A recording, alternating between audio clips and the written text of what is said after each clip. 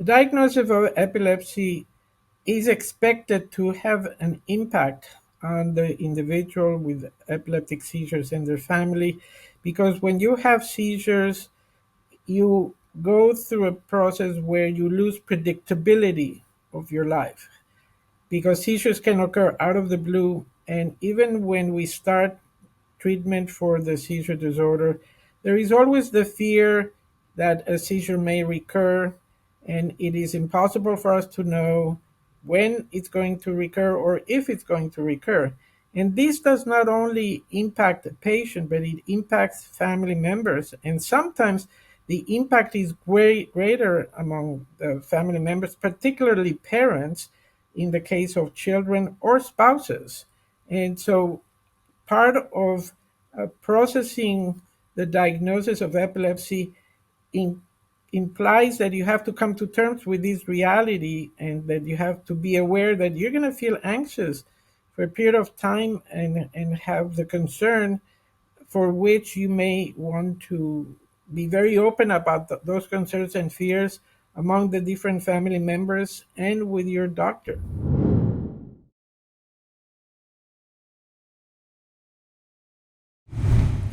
There is a close relationship between epilepsy and mental health, as evidenced by the fact that one in out of every three people with epilepsy at some point in their life will experience psychiatric conditions, most of the time presenting as a depressive disorder or an anxiety disorder, and in the case of children, as attention deficit hyperactivity disorder. The other evidence of the close relationship between mental health and epilepsy is that people who have a history of mood disorder, anxiety disorder, or attention deficit disorder compared to the general population have an increased risk of developing epilepsy. And people with epilepsy have an increased risk of developing one of these psychiatric conditions. Uh, Thus, there is a bidirectional relationship between epilepsy and these psychiatric disorders. I don't want people to be left with the idea that if you're going to have epilepsy, you're going to necessarily experience psychiatric disorders. That is, a misconception that often has been made. But we need to be aware that this is something that can happen, because when you develop one of these conditions, like a depressive disorder and anxiety disorder, you need to treat those conditions because they are going to affect your quality of life even more than the actual seizure disorder. And you have to be very open with your doctor if you start noticing that you're experiencing any symptoms of depression, anxiety, as these can be easily treated and your quality of life can improve significantly.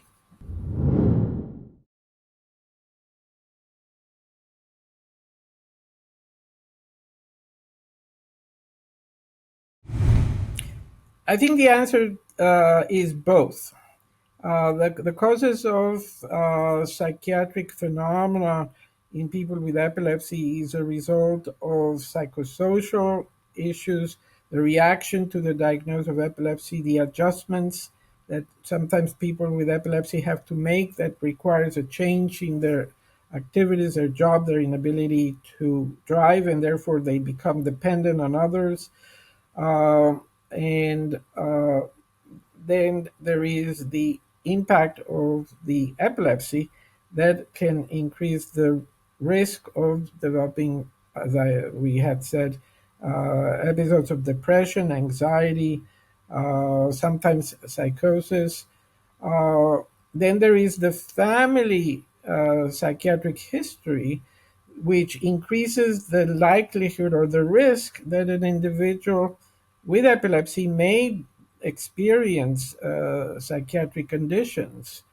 Uh, so it's a multifactorial process. So it's not just one thing, it's multiple things. So you have to look at the psychosocial aspects of the person's life, how it has changed, how the individual has adjusted to the diagnosis of epilepsy, how has the family dynamic changed to to the reality of having a loved one with epilepsy, and then considering also the changes associated with the abnormal electrical activity of the brain that cause chemical changes in the brain that result in psychiatric symptoms.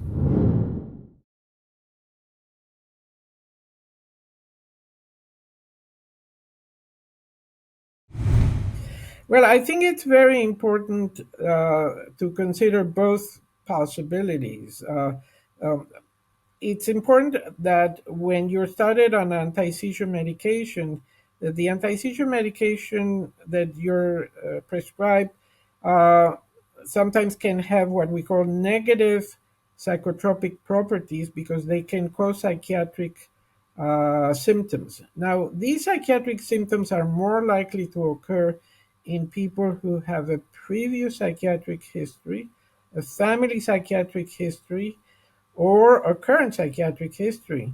And we have identified those type of anti-seizure medications that have these negative properties. And so in those situations, the neurologist has to always investigate your previous psychiatric history or your family psychiatric history and then decide, well, this may not be the best treatment for you because you're at risk of developing psychiatric symptoms. On the other side, there are anti-seizure medications that are also being used for the treatment of mood and anxiety disorders that are effective anti-seizure medications. And if you, in fact, have had a history of those conditions or have a current condition with mood disorders or anxiety disorders, you may benefit from those anti seizure medications because in those instances, you'd be killing two birds with one stone. You would be deriving benefit from one medication that would provide you treatment for the epilepsy and also the psychiatric condition. Now, uh, the epilepsy can cause psychiatric symptoms uh, over a long period of time in people who have not responded to medication, and that can be presenting in the form of symptoms that occur after the person had seizures or flurries of seizures, and they start developing symptoms of depression or anxiety or irritability or even psychosis like a couple of days after having seizures.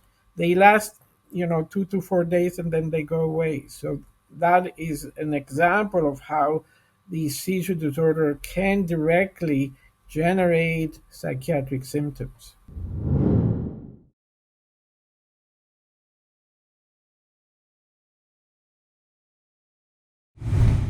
Yeah, so people with what we call temporal lobe epilepsy have been found to have an increased prevalence of mood and anxiety disorders, whereas people who have epilepsy originating or involving the frontal lobes, they're more likely to have problems with short attention span that can mimic an attention deficit disorder.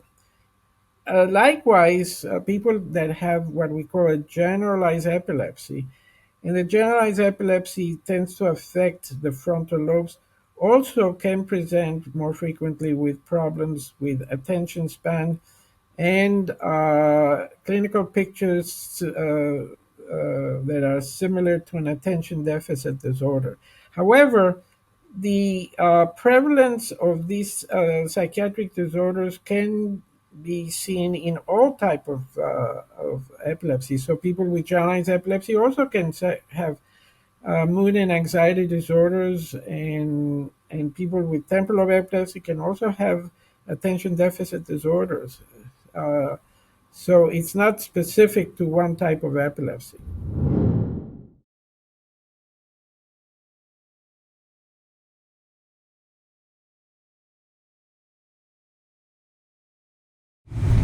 Having epilepsy when you're an adolescent is can be quite distressing, both to the adolescent and to the family. Adolescents like to be independent, they like to feel that they know better, and it is normal for adolescents to sometimes be rebellious. However, you can establish that something is not right when you see that the magnitude of the irritability, the poor frustration tolerance, the impulsive behavior goes beyond of what you would expect to see in normal adolescents. You also have to factor in what has been the impact of the epilepsy on the life of the adolescent. The adolescent who is expecting to do the same thing that his peers or her peers are doing are not going to be able to do it. They won't be able to drive necessarily until they become seizure free. And they're going to have to follow certain precautions that their peers don't have to follow. And so that will make them feel different, which will lead to a reaction, an adjustment that sometimes may not be easy for that adolescent to cope with. So what I tell parents is you need to try to understand how your son or daughter are coping with the diagnosis of epilepsy, with the fear of having seizures, with the limitations that have been imposed, and they need to seek help from their healthcare providers in guiding them how to help their son or daughter cope with this situation, because adolescence by itself is a tough age, with or without epilepsy.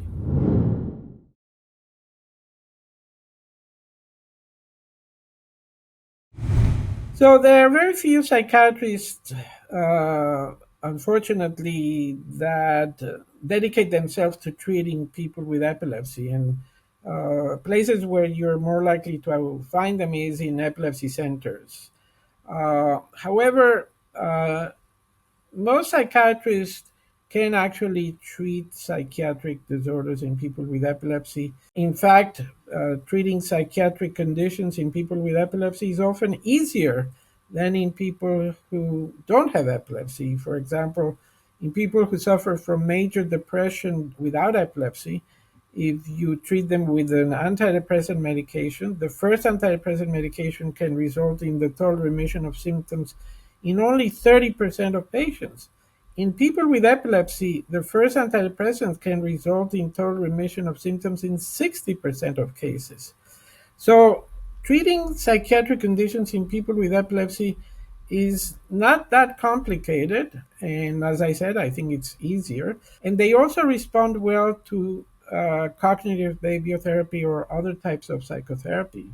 Very often, psychologists are also a good source for treating people with epilepsy and mood or anxiety disorders by giving cognitive behavior therapy, which is very effective in these people.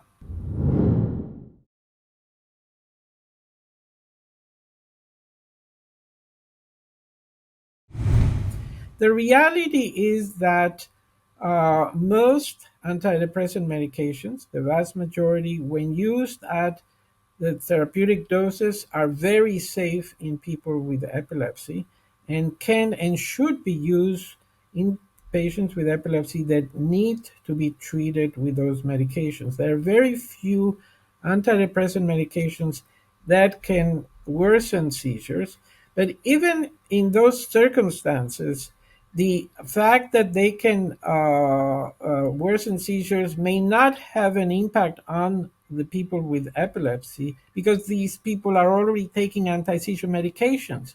And so the anti-seizure medication will protect them from the effect that that medication can cause. There are a few drugs that are known to worsen seizures, but they're very few among the antipsychotic medications. Uh, but in my experience, when we have to use them because there are no other options, I haven't seen a worsening of the seizures of the patients because of what I said. Those people are already taking anti seizure medications that are protecting them from that proconvulsant effect of those drugs.